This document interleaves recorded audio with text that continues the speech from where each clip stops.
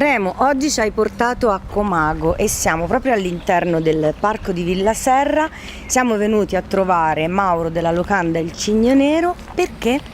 Perché oggi con lui vorremmo un po' andare a sviscerare quelle che possono essere le esigenze in ambito ristorazione di sicurezza. Ok. Loro hanno un ristorante, fanno anche quello che si chiama, l'accoglienza, l'agriturismo, il bed and breakfast, e quindi vediamo un attimino con loro quali possono essere le esigenze di un'attività ristorativa per quello che riguarda la sicurezza dentro e fuori dal locale. Ok, andiamo.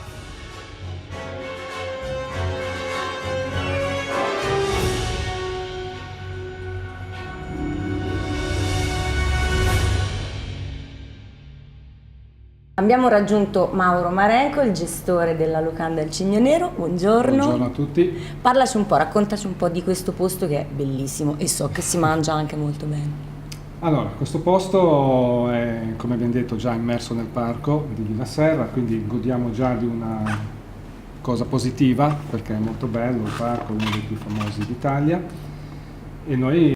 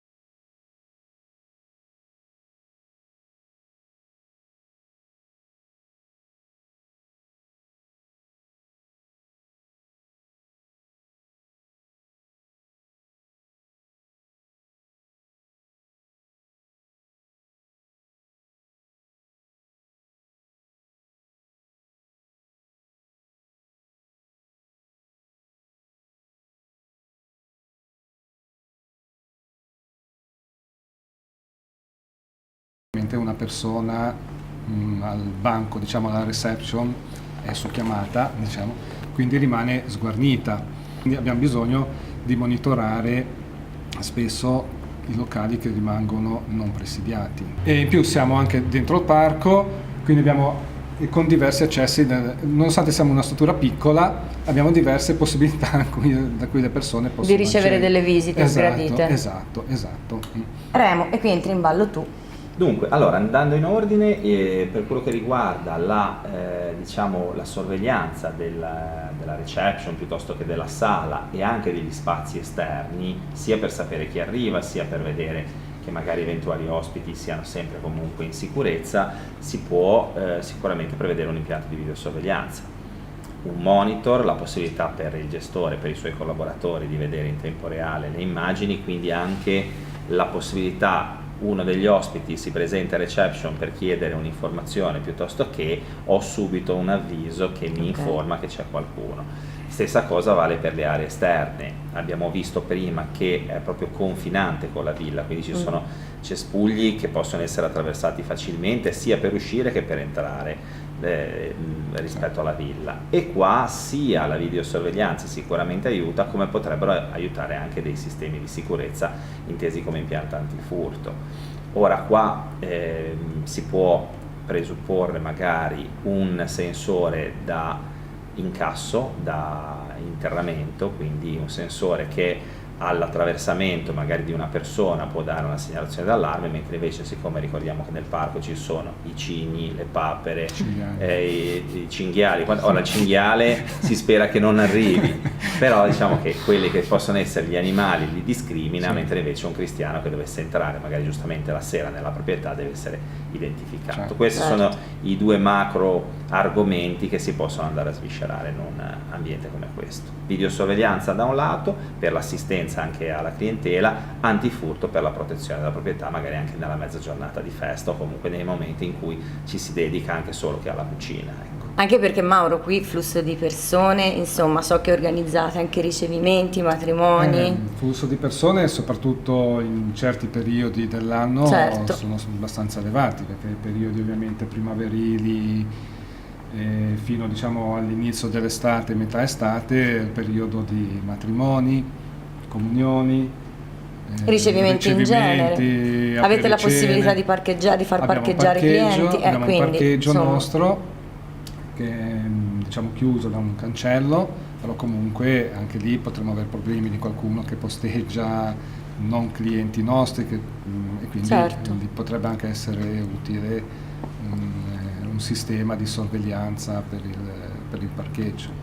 Sì, anche quello può essere sicuramente una soluzione che serve da un lato anche a proteggere il titolare da eventuali poi situazioni di ma mi sono trovato un colpo nella macchina, e a quel punto giusto fare intervenire l'assicurazione, ma anche verificare che sia effettivamente successo all'interno della struttura, e quindi dai un servizio di sicurezza ai clienti e una tutela per i titolari per quello che riguarda la loro responsabilità, perché noi sappiamo che all'interno della struttura, quando uno va in un albergo, deve essere tutelato, e quindi noi tuteliamo sia il cliente che l'albergatore, ecco. Questo può essere.